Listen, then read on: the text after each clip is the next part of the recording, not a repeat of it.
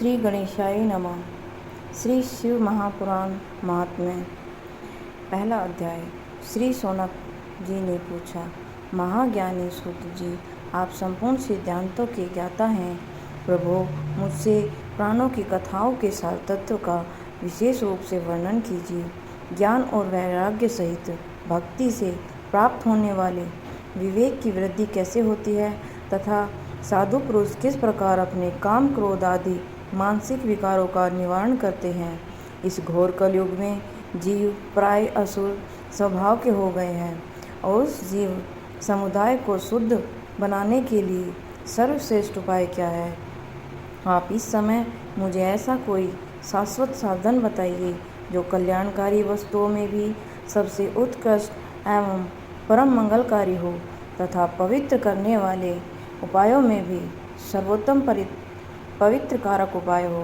तात वह साधन ऐसा हो जिसके अनुष्ठान से शीघ्र ही अंतःकरण की विशेष शुद्धि हो जाए तथा उससे निर्मल चित्त वाले पुरुष को सदा के लिए शिव की प्राप्ति हो जाए। श्री सूत जी ने कहा, मुनिश्रेष्ठ शौनक, तुम धन्य हो, क्योंकि तुम्हारे हृदय में पुराण कथा सुनने का विशेष प्रेम एवं लालसा है। इसलिए मैं शुद्ध बुद्धि से विचार कर तुमसे परम उत्तम शास्त्र का वर्णन करता हूँ। वत्स, वह संपूर्ण शास्त्रों के सिद्धांत से संपन्न, भक्ति आदि को बढ़ाने वाला तथा भगवान शिव को संतुष्ट करने वाला है। कानों के लिए रसायन अमृत स्वरूप तथा दिव्य है। तुम उसे श्रवण करो। और मुनि, वह परम उत्तम शास्त्र है शिव पुराण, जिसका पूर्व काल में भगवान शिव ने ही प्रवचन किया था। वह काल रूपी सर्प से प्राप्त होने वाला महान त्रास का विनाश करने वाला उत्तम साधन है। गुरुदेव व्यास जी ने सनत कुमार मुनि का उपदेश पाकर बड़े आदर से संक्षेप में ही इस पुराण का प्रतिपादन किया है। इस पुराण के प्रणयन का उद्देश्य है कलयुग में उत्पन्न होने वाला मनुष्य के परम हित का साधन। यह शिव पुराण का परम उत्तम शास्त्र है। इसे इस भूतल पर भगवान शिव का वाण्मय स्वरूप समझना चाहिए और इस प्रकार से इसका सेवन करना चाहिए। इसका पठन और श्रवण सर्व साधन रूप है। इससे शिव भक्ति पाकर श्रेष्ठतम स्थिति में पहुंचा हुआ मनुष्य शीघ्र ही शिव पद को प्राप्त कर लेता है। इसलिए संपूर्ण यत्न करके मनुष्य ने इस पुराण को पढ़ने की इच्छा की है अथवा इसके अध्ययन को अभिष्ट साधन माना है। और इसी प्रकार इसका प्रेम पूर्वक श्रवण भी संपूर्ण मनोवांछित फलों को देने वाला है।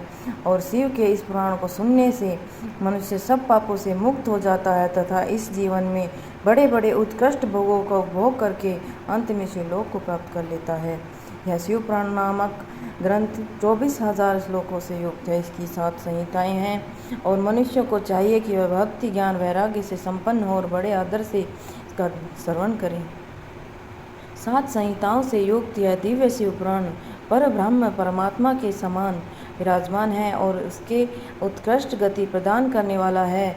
जो निरंतर अनुसंधान पूर्वक इस शिव पुराण को वाचता है तथा नित्य प्रेम पूर्वक इसका पाठ मात्र करता है, वह पुण्यात्मा है, इसमें संशय नहीं है।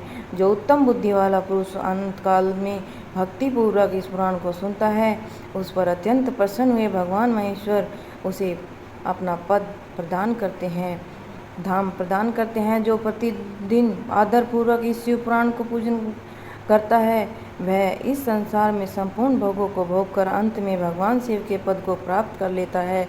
जो प्रतिदिन आलस्य रहित हो रेशमी वस्त्र आदि वेष्टन में से इस शिव पुराण का सत्कार करता है, वह सदा सुखी होता है। यह शिव पुराण निर्मल तथा भगवान शिव का सर्वस्व, जो लोक में और परलोक में भी सुख चाहता हो, उसे आदर के साथ प्रयत्न पूर्वक इसका सेवन करना चाहिए। यह निर्मल एवं उत्तम शिव पुराण धर्म अर्थ काम और मोक्ष रूप चारों पुरुषार्थों को देने वाला है। अतः सदा प्रेम पूर्वक इसका श्रवण और विशेष पाठ करना चाहिए। प्रथम अध्याय संपूर्ण। बोल श्री शंकर भगवान की जय।